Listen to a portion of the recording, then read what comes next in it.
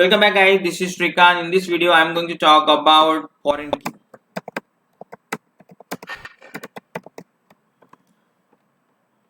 So far we talk about the primary key, alternate key, super key, candidate key and the all type of key. Now in this one I am going to talk about the foreign key. What exactly the foreign key is? So to make a foreign key column we can have the references to other table.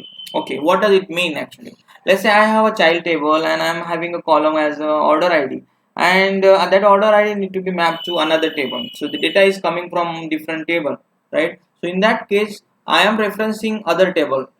So if that is the case, to make a column or to make a column as a foreign key column, you need to map to the primary key column first. Okay, so you need to have a table which is a parent table, and that column should be the primary key column, and that need to be mapped to the foreign key column. So as per the definition, I could say if I am having a relationship between the two table, I could say it's a foreign key. So foreign key is very important when we understand the relational database management system.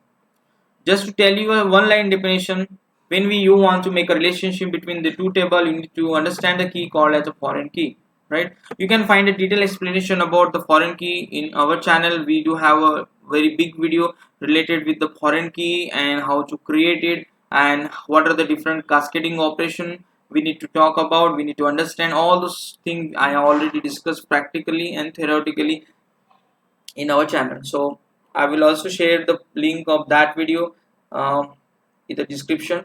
Hope that will help you to understand the foreign key. But now I'm only talking about the database management concept, so it will be quite easy for you.